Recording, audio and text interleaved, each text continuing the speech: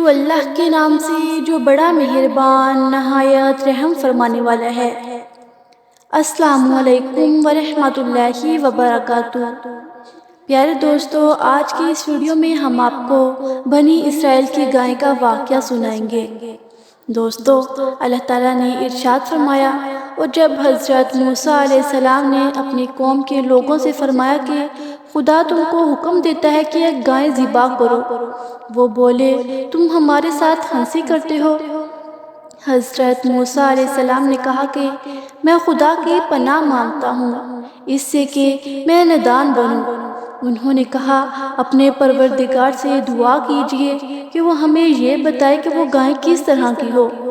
حضرت موسیٰ علیہ السلام نے کہا کہ وہ گائے نہ تو بوڑھی ہو اور نہ بچی ہو، بلکہ ان کے درمیان یعنی جوان ہو۔ سو جیسا تم کو حکم دیا گیا ہے ویسا کرو۔ انہوں نے کہا کہ اپنے پروردگار سے دعا کیجئے کہ وہ ہم کو یہ بھی بتا دے کہ وہ رنگ کی کیسی ہو۔ حضرت موسیٰ علیہ السلام نے کہا کہ پروردگار فرماتا ہے کہ ان کا رنگ گہرا زرد ہو کہ دیکھنے والوں کے دل خوش کر دے۔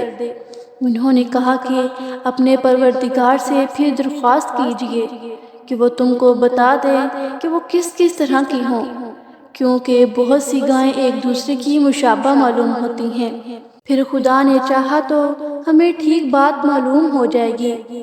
آپ نے فرمایا کہ اللہ تعالیٰ فرماتا ہے کہ وہ ایسی گائیں ہو کہ کام کرنے والی زمین میں ہل جوتنے والی اور کھیتوں میں پانی پلانے والی نہ ہو، وہ تندرست اور بے داغ ہو۔ وہ کہنے لگے اب تم نے سب باتیں درست بتا دیں، اور جب تم نے ایک شخص کو قتل کیا تو اس میں باہم جھگڑنے لگے، لیکن جو بات تم چھپا رہے تھے اس کو اللہ تعالیٰ نے ظاہر کر دیا۔ تو ہم نے کہا کہ اس گائے کا کوئی سا ٹکڑا مقتول کو مارو، اس طرح اللہ مردوں کو زندہ کرتا ہے اور تم کو اپنی قدرت کی نشانیاں دکھاتا ہے تاکہ تم سمجھو۔ حضرت ابن عباس رضی اللہ تعالیٰ عنہ اور دیگر بہت سے اسلاف رحمۃ اللہ علیہ نے فرمایا ہے کہ بنی اسرائیل میں ایک مالدار شخص تھا، وہ کافی بوڑھا ہو گیا تھا اور اس کی اولاد نہ تھی، البتہ بھتیجے تھے۔ وہ اس کے مرنے کی خواہش مند تھے تاکہ وہ اس کے مال کے وارث بنے۔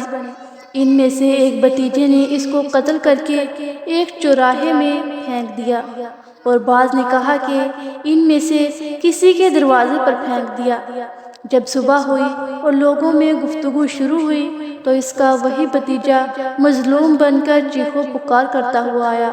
تو لوگوں نے کہا کہ تم لوگ جھگڑا نہ کرو، بلکہ اللہ تعالیٰ کے نبی حضرت موسیٰ علیہ السلام کے پاس جاؤ۔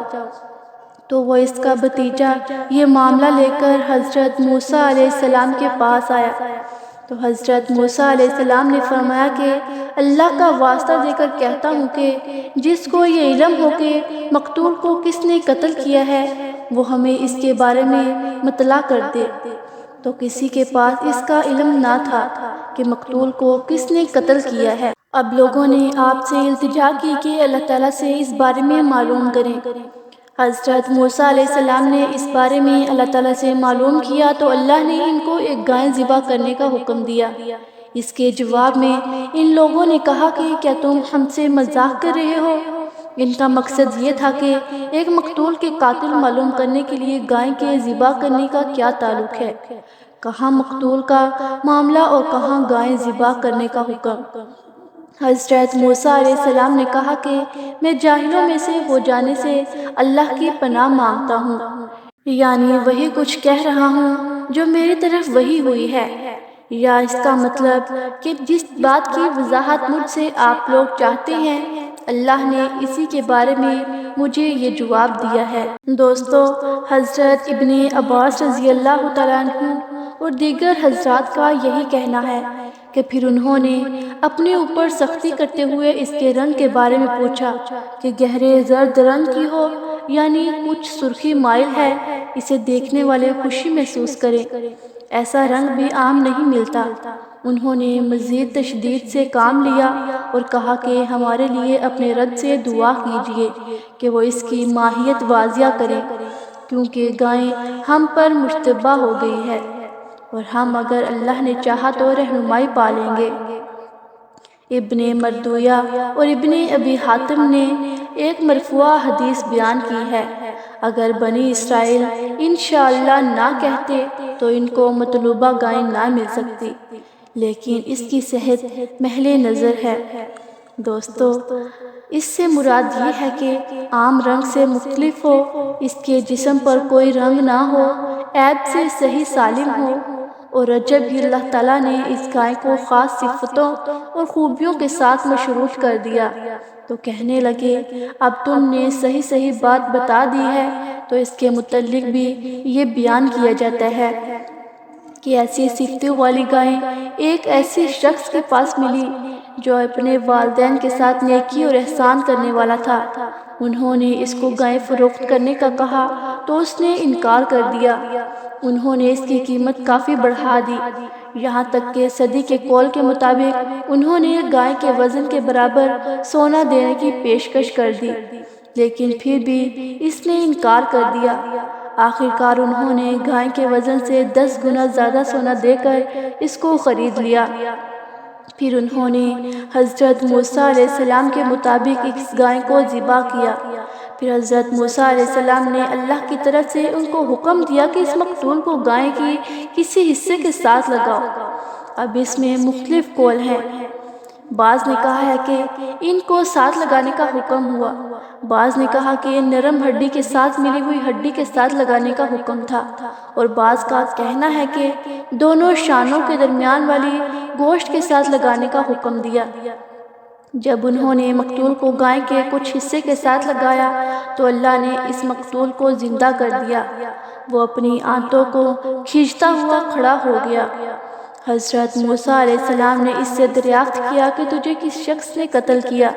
اس نے جواب دیا کہ میرے بھائی کے بیٹے نے مجھے قتل کیا۔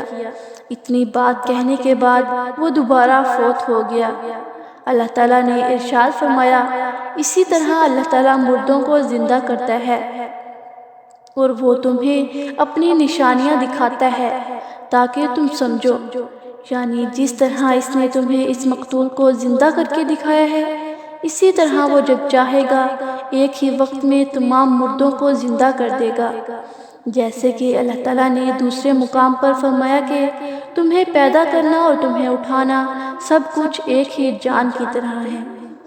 دوستو، اگر آپ کو ہماری ویڈیو اچھی لگی ہو تو ہمارے چینل کو لائک کریں، سبسکرائب کریں، شیئر کریں اور ساتھ لگے بیل آئیکن کے بٹن کو پریس کریں تاکہ ہر نئی آنے والی ویڈیو آپ تک بآسانی پہنچ سکے۔